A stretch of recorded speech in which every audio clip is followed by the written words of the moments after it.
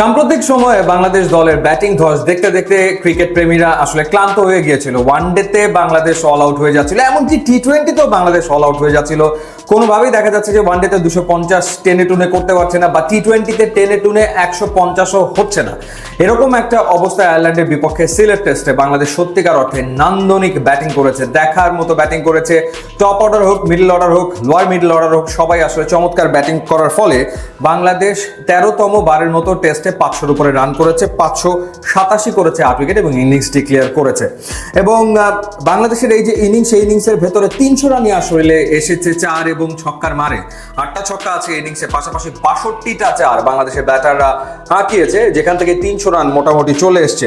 সুযোগ ছিল মাহমুদুল হাসান জয়ের সামনে রেকর্ডটা ব্রেক করার, মুশফিকুর রহিমের 219 টেস্টে বাংলাদেশের পক্ষে সর্বোচ্চ রানের ইনিংস, কিন্তু জয় সেটা করতে পারেনি। 171 এসে আউট হয়ে গেছে। মমিনুল সেঞ্চুরি করার সুযোগটা হাতছাড়া করেছে। আগের দিন 80-র সাথে 2 রান যোগ করে 82-তে সে আউট হয়ে গেছে। তবে নাজমুল হোসেন শান্ত ক্যাপ্টেন চমৎকার ইনিংস খেলেছেন।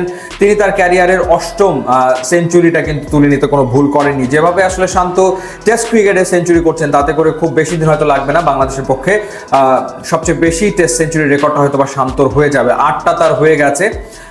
সবচেয়ে বেশি হচ্ছে মমিনুলের 13টা, এরপরে মুশফিকের রয়েছে 12টা। তো এগিয়ে যাচ্ছে আসলে শান্ত। 114 বলে 114টা 4, খুবই ভালো স্ট্রাইক রেটে অ্যাগ্রেসিভ ব্যাটিং করেছেন নাজমুল শান্ত এবং ক্লাসি সব শট, দারুণ সব শট খেলেছে, কোনো সন্দেহ নাই।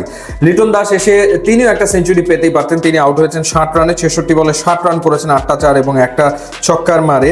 শুধুমাত্র বাংলাদেশের ব্যাটারদের ভেতরে নাহিদ রানা ডাবল ডিজিটে পৌঁছাতে পারেননি, 4 রান তিনি করেছেন এবং নট আউট থেকে গেছেন। বাকি সবাই আসলে ডাবল ডিজিটে পৌঁছে গেছে। হ্যাঁ, আয়ারল্যান্ড ডেফিনেটলি খুব একটা শক্তিশালী দল না, এবং শক্তিশালী দল না বলেই তো বাংলাদেশকে এরকম ক্রিকেটটা খেলতে হবে। মানে যখন আয়ারল্যান্ডের বিপক্ষে বাংলাদেশ ক্রিকেটটা খেলবে, তখন তো তাকে এরকম অ্যাপ্রোচে এই ধরনের ক্রিকেটটাই খেলতে হবে যে হ্যাঁ, Bangladesh is a better team than Ireland.